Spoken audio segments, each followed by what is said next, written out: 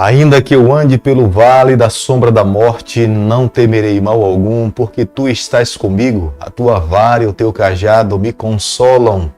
Muito bom dia para você. Peço a Deus nessa manhã que esse seja um dia de ricas bênçãos para a tua vida, que o Eterno esteja com as suas mãos estendidas sobre você, que nós possamos viver esse dia de 24 horas na presença do Senhor. A palavra de Deus nos afirma: buscar-me-eis e me achareis quando me buscar de todo o vosso coração. E é logo pela manhã que nós devemos buscar o nosso Deus, abrir o nosso coração, entregar a nossa vida nas mãos dele e deixar que ele nos conduza.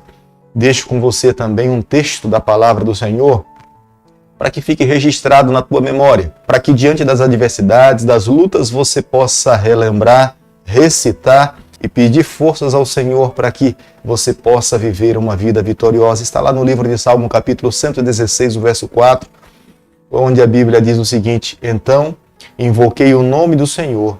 Ó Senhor, livra-me a alma. Salmo 116, o verso 4. Nós estamos nessa manhã invocando o nome do Senhor. Ele nos livra, Ele nos socorre, Ele nos ampara. Ele é de fato o nosso único auxílio seguro. Nessa manhã nós dedicamos as primeiras horas para estudarmos um capítulo da palavra do Senhor. E nessa manhã eu convido você a ter nas mãos a palavra de Deus, no livro de 2 Reis, capítulo 19, o verso 1. Tendo o rei Ezequias ouvido isto, rasgou as suas vestes, cobriu-se de pano de saco e entrou na casa do Senhor. Acredito que a nossa maior segurança é quando nós buscamos ao Senhor. Não existe atitude mais bonita por parte de uma criatura, de um ser humano, quando ele recorre ao seu Criador, o Deus Todo-Poderoso. Era o que o rei Ezequias estava fazendo. Eram dias difíceis, eram momentos de tribulação. O rei Sanaqueribe ameaçava a nação de Israel, mas Ezequias tinha plena confiança e certeza que Deus iria intervir a seu favor. Nós vimos no capítulo de ontem que Ezequias toma duas atitudes básicas no seu reinado, na sua vida espiritual. Ele confiava no Senhor de todo o seu coração e ele entregou a sua vida nas mãos do Senhor. Eis a razão pela qual ele faz uma reforma espiritual em Israel e estava disposto a viver uma vida de obediência ao Senhor. Deus jamais poderia deixar de honrar a sua aliança com o rei Ezequias. É por isso que a Bíblia compara a vida do rei Ezequias à vida do rei Davi. Ele se voltou para Deus com todo o seu coração. É o que a palavra de Deus nos afirma nessa manhã. Buscar-me-eis e me achareis, quando me buscardes de todo o coração. No capítulo 1 que nós estamos estudando nessa manhã, nós podemos entender que o rei Ezequias rasgou as suas vestes. Era uma demonstração de humildade, era uma demonstração de submissão, era momento de buscar a Deus. Ele sabia perfeitamente quem eram os assírios, eram extremamente cruéis, eram extremamente maus. Foi com medo dos assírios que Jonas se recusou ir para Nínive, porque ele sabia da crueldade dos ninivitas, que eram assírios. O profeta Isaías já tinha predito há muito tempo que esse dia chegaria. Dias difíceis, dias de angústias. A descrição que se dava daquele momento era de fato terrível, onde ele dizia o seguinte: uma criança chegava a hora de nascer, mas a mãe não tinha condições de dar à luz a uma criança. Já imaginou que situação deplorável?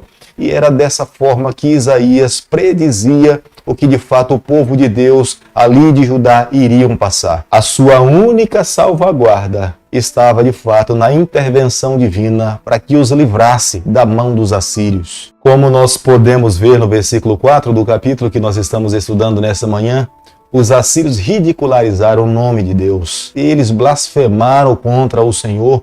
O nome de Deus estava em jogo. Eles tinham colocado em pé de igualdade o nome do Deus Israel com os deuses de Baal.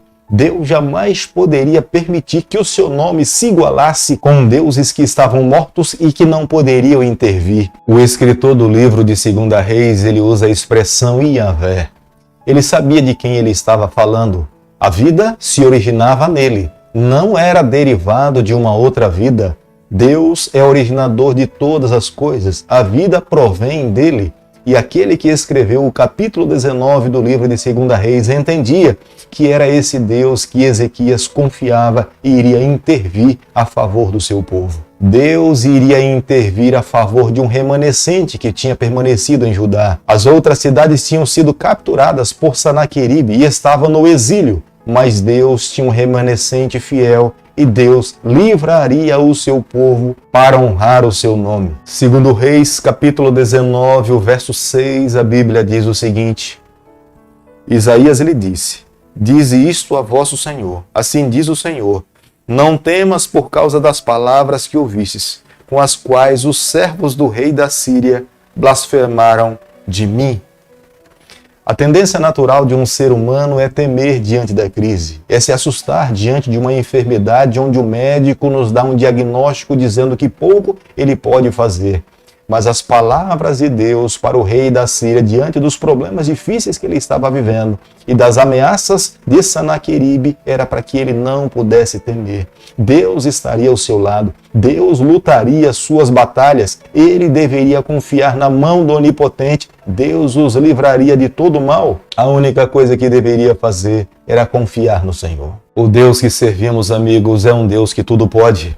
Ele mesmo se volta para Ezequias através do profeta Isaías, dizendo que ele meteria um espírito de medo, de insegurança em Sanaqueribe. Aqui, Deus estava dizendo que Sanaqueribe iria perder a sua vida porque ele tinha blasfemado contra Deus. Por isso que falo para você nessa manhã, de Deus ninguém zomba. Aquele que zomba do Senhor terá que pagar um alto preço. Deus chamou o seu povo para que pudesse viver as verdades contidas na sua palavra. Nós não podemos menosprezar as verdades que o Senhor nos concede para que possamos viver nos dias em que estamos vivendo. Os planos de Sanaqueribe, de fato, era capturar o rei Ezequias. Ezequias esperava que os egípcios pudessem lhe ajudar nessa batalha, mas Sanaqueribe cria de todo o coração que ele levaria Ezequias capturado, exilado para o território dos assírios. Segundo Reis, capítulo 19, o verso 14, a Bíblia diz o seguinte: Tendo Ezequias recebido a carta das mãos dos mensageiros, leu-a. Então subiu à casa do Senhor, estendeu-a perante o Senhor. Aqui eram as declarações de rendição que Sanaqueribe queria que o rei Ezequias pudesse tomar. Sanaqueribe estava certo que o rei Ezequias não iria sustentar aquelas ameaças. Portanto, quando ele envia essas cartas a Ezequias, era o ultimato que ele estava dando para o reino de Judá. Mas Ezequias faz o que todos nós deveríamos fazer. Ezequias se voltou para o templo, entrou na casa do Senhor, fechou a porta, se debruçou diante de Deus e abriu o seu coração.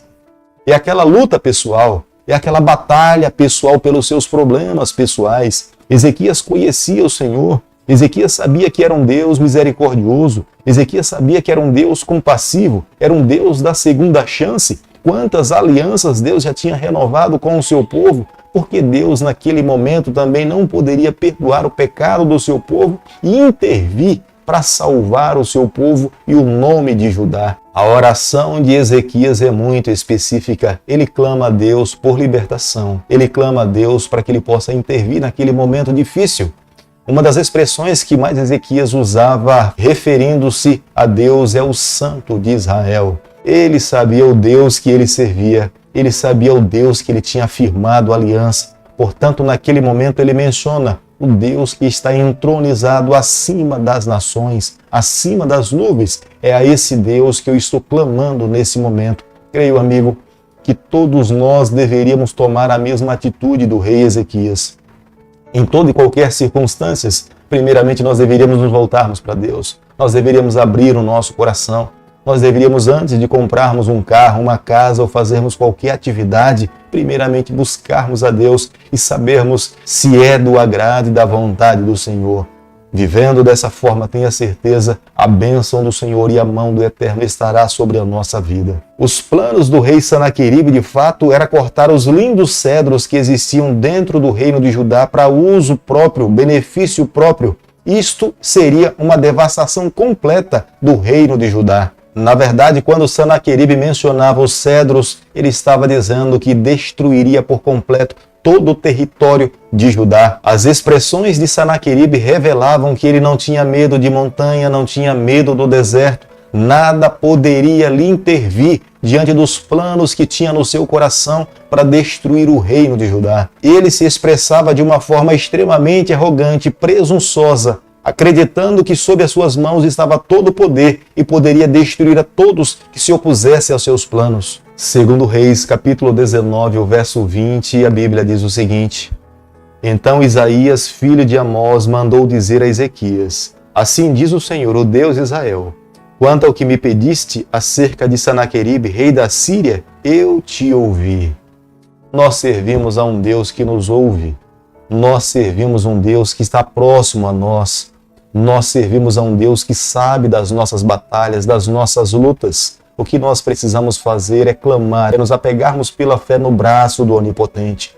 Muitas vezes nós perdemos as nossas batalhas porque nós não nos debruçamos diante do braço do Onipotente, porque Ele está à nossa disposição, é o nosso Pai, Ele é o nosso Salvador, Ele quer ser a cada instante o nosso auxílio. Mas muitas vezes, porque achamos que sozinho poderemos resolver os nossos problemas, as nossas dificuldades, não recorremos a Ele, é a razão pela qual nós fracassamos. Segundo Reis, capítulo 19, o verso 35, a Bíblia diz o seguinte: Então, naquela mesma noite, saiu o anjo do Senhor e feriu no arraial dos assírios 185.000. E quando se levantaram os restantes pela manhã, eis que todos estavam em cadáveres.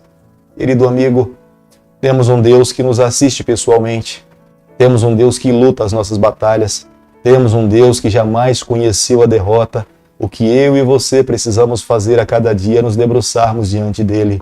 Agora pela manhã, já abriu seu coração a Ele? Você já colocou diante do Senhor as suas ansiedades, os seus problemas, as suas lutas, as suas batalhas?